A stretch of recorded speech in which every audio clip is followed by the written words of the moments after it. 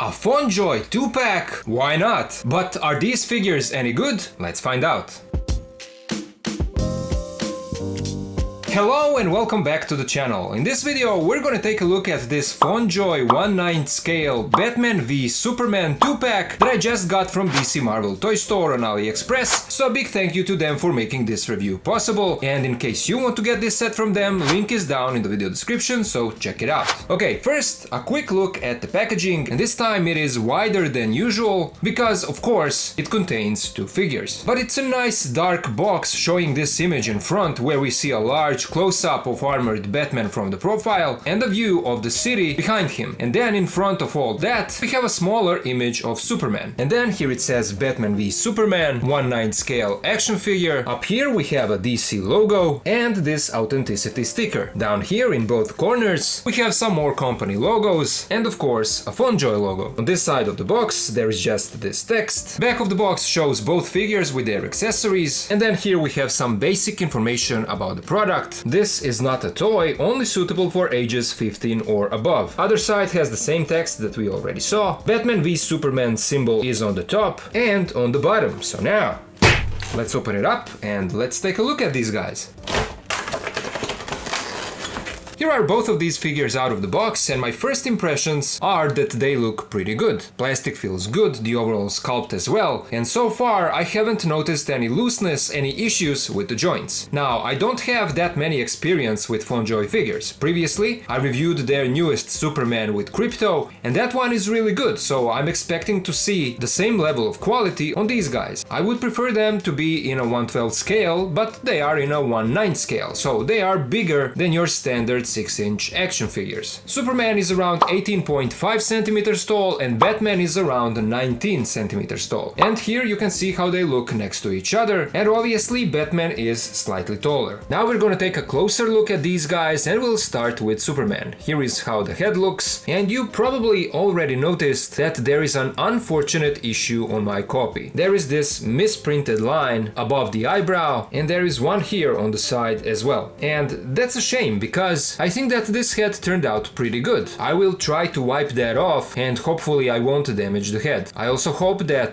this is just my bad luck and that other copies won't have this issue. But as I said, if we ignore that, this head turned out really good. I think that the likeness is there. Eyes, eyebrows and lips are nicely painted, and eyes even have some glossiness to them, so that's good. The hair also looks good, although there is no shading on it. Now he has a nice soft goods cape that is tucked inside of his chest. But unfortunately, and here we come to my second issue with this figure, unfortunately this cape is not wired. I don't know why they decided not to make it wired, especially when, as we will see in a moment, they gave a wired cape to Batman. And that's a weird choice because Superman is actually a flying character here. He is the one who should always have a wired cape, and for some reason, this time FondJoy decided not to do it. And to me, that's very strange. But the fabric is nice and the cape drapes naturally, but I would still prefer it to be wired. The rest of the figure looks good. The suit has a nice texture and it is slightly glossy, but not as glossy as on the chest symbol. That stands out nicely and I like that. The sculpt of the muscles is good and the texture of the suit is slightly broken up with these lines on the wrists, but also on both sides here and especially on his back. And here is how that looks when we move the cape out of the way. His fisted hands are nicely done, and so are his red boots that are also textured. Here is now a closer look at armored Batman, and we're gonna start with his head that has this battle-damaged helmet cracked open on one side. And the sculpt is not bad at all. There are all of these scratches and damage marks all over the helmet, but on the rest of the armor as well. You can see the scratches even on the back of the helmet. And then inside of the helmet we see his head sculpt with angry face expression and grinning teeth, but we also see his Batman mask being broken, so that's a nice touch. The neck is a separate piece that likes to rise up when you move the head up, so there will be a slight gap here, but you simply pull the neck back down and hide that. Now for the cape, same as on Superman, it is connected to the figure up here on his shoulders, but unlike Superman, Batman's cape, as already said, is in fact wired. And while this is a plus for me, we actually have another issue here. The wire on this side of the cape does not go inside of his shoulder. It stops just about here, just before the entry point. It looks like on this other side it is tucked in, so here it will hold the pose much better, but on this side it won't. So, while the cape is wired, that wire is almost useless. And I remember having the same issue with their James Gunn Superman. I just don't understand why some of these companies are doing this. Is it really that hard to make that final step and connect the wire inside of the torso? I mean, it goes up to here, so why not finish the job?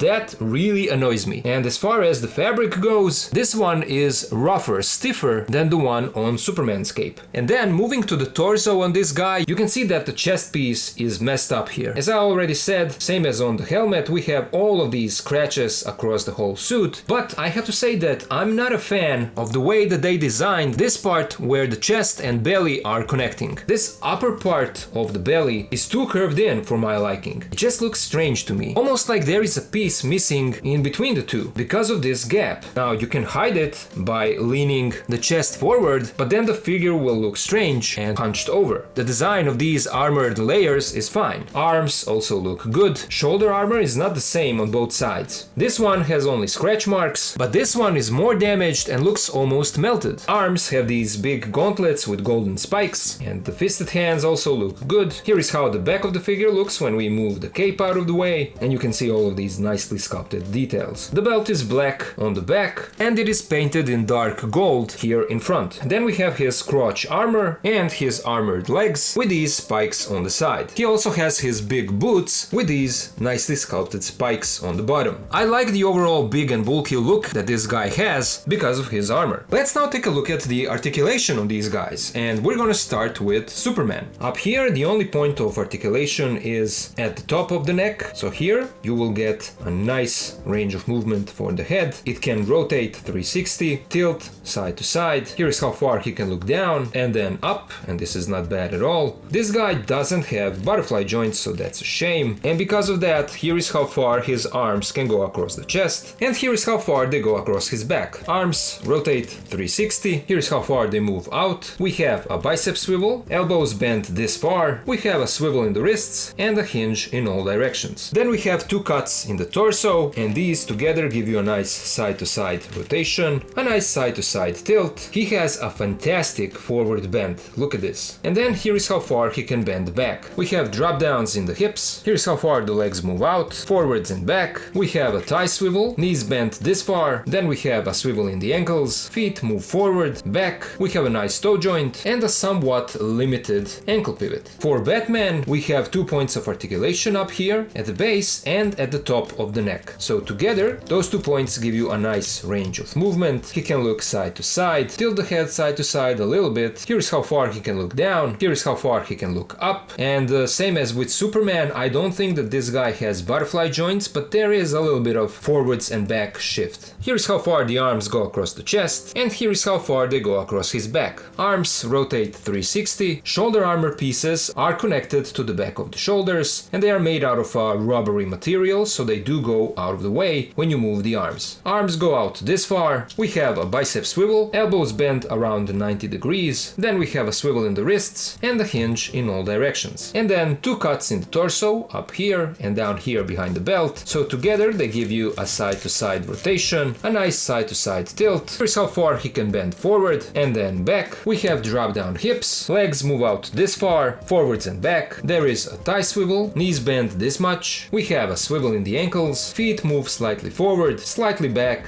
There is no toe joint here, and we have a really limited ankle pivot, which is even worse than the one on Superman. But this guy is armored, he is much bulkier, so that was kind of expected, especially for this line of action figures. Let's now take a look at their accessories. First we get this kryptonite spear, and the sculpt on this is really well done. All the details are nice and sharp, and the handle is painted in a really shiny, almost chrome. We have a spike on this other side, and then a kryptonite up here, and this is also really well done. Look at this. It's a translucent green plastic. Really well done. Batman comes with his grappling gun. This also turned out pretty good with all of these nicely sculpted small technical details. Handle also looks good. And then we get his rifle. And in contrast to this rifle kind of looks plain. It is just a black molded plastic without any paint. And it is also rubbery for some reason. In fact, both of these accessories are. Well, even the spear has a little bit of flex to it, but not as much as these two accessories for some reason. This feels really cheap, but there you go. Then we get these two small grenades and some alternate hands. Fisted hands are already on this Batman. Then we get a pair of gripping hands, and these are actually alternate hands for the same arm. The grip is kind of similar, but not the same. You can see that the position of the thumb is slightly different. And then we get this gripping hand for the other arm, so this is actually a pair. We also get one trigger finger hand, the right one, and then another gripping hand for the left arm, making these two a pair. Superman comes with less accessories in this set, but he still has few alternate hands. So same as Batman, his fisted hands are already on him. Then we get a pair of relaxed hands and a pair of gripping hands. And then he also comes with an alternate head sculpt. And this one should be an angry head sculpt because his eyes are light up, but unfortunately this is the same head sculpt as the default one, with just different painted eyes. Now thankfully this one doesn't have the same misprint issue as the first one, but for this set it would be better to have an alternate head sculpt with a different face expression, maybe grinning teeth or yelling face expression, you know, and not just the same with differently painted eyes. But it is what it is. Then we get their stands, and here is the two bases. As you can see, they are practically the same, just in different colors, and have a different name here. And then of course you get two of these necks or arms for the base, so that you can use them as flight stands for your figures. Switching out the heads on Superman is easy. This peg comes out of the neck because on the alternate head the peg is already in. And so here he is with that alternate angry head. Hand swapping is also not issue at all. The hands are kind of soft, and here is how the wrist peg looks, and we simply pop the alternate hands on. And then for Batman it's practically the same thing. Here is how the wrist joint looks. We give him his trigger finger hand, and to put this rifle into that hand is a pain in the ass because this is so soft and so bendable that when you try to put the handle inside of this hand, it